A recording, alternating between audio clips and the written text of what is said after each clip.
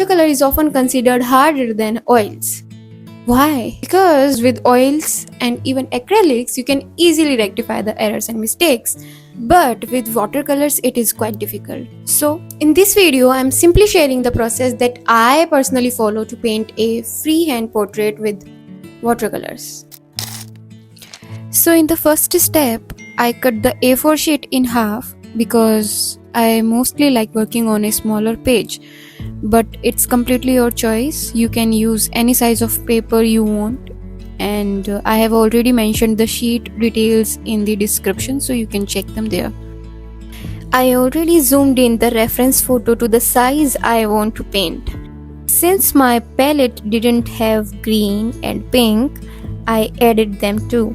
So now I have blue, red, green, pink, brown, yellow, and though I'm not being racist, but the one that looks the darkest is black.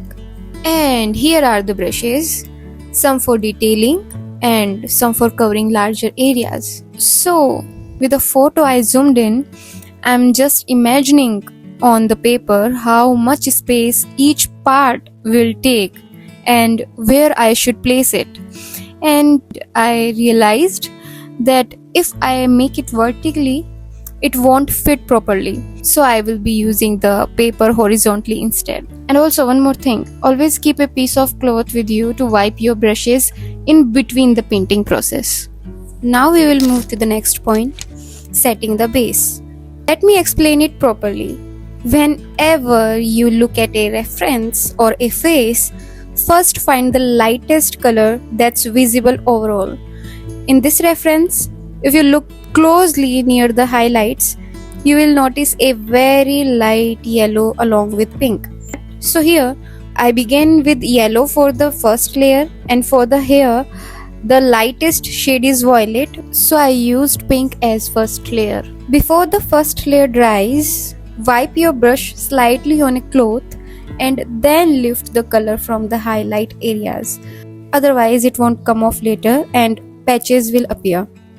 I already lifted the highlight near the nose, and this will also work as a guide for the next steps. Don't focus on accuracy right now because all of this can be adjusted later. You know how artists usually make freehand sketches first and then add color? We are doing the opposite. We added the color first, and now we will do a freehand sketch directly on top of it using color. For this, you can use a detailing brush or a pointed brush. And if we talk about the color here, use orange since it's a bit darker than yellow, and you can layer other colors on top without making them look dull. Don't worry if a feature doesn't come out perfectly, you can always fix it later. Up next, we will bring in the colors. And from here, it's just about coloring normally while making sure the highlighted areas are left untouched. In watercolors, the rule is always light to dark. That means the first layer stays light, the second goes a little darker, and the third darker than that. If you put a very dark color right at the start or drop it in randomly in the middle, that's when the painting starts to look messy. So for now, just focus on matching the colors, letting each layer dry fully before adding the next. Once we are done with that, we will move on to sharpening the details. Right now the painting might look a bit odd, but that's completely fine. Once we redraw the features with a slightly darker color, everything will start to fall into place and look balanced.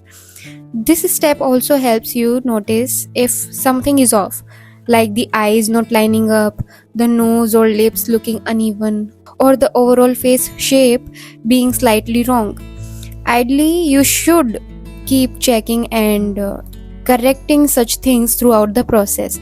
But in this portrait, I didn't need to because most of the features were already quite accurate from the start. Still, while redrawing, pay close attention and take your time. If something doesn't look right, even after this step, I will share a separate video on how to fix it, so let me know in the comments if you would like that. As I keep sharpening the details, you will notice the painting slowly transforming, and this is why patience is so important.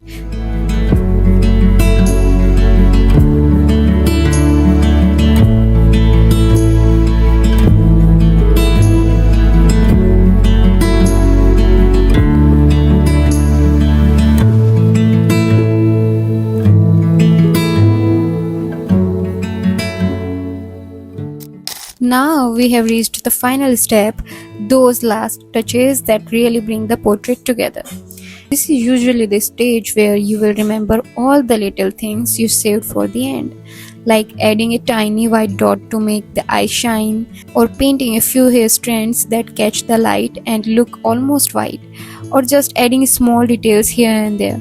In this portrait, I chose to give the background a cloudy effect because I liked how it matched the mood. But every painting is different, right? Sometimes I leave the background empty, sometimes I experiment. Even after signing my name, I kept going back to adjust and refine details. And that's what finally made the portrait feel complete. Since this is my first video, if I have missed anything or if you have doubts, do let me know in the comments. I will be happy to answer. And always remember, don't stress too much about perfection. Let your painting grow layer by layer. Enjoy the process and you will see how beautifully it all comes together in the end.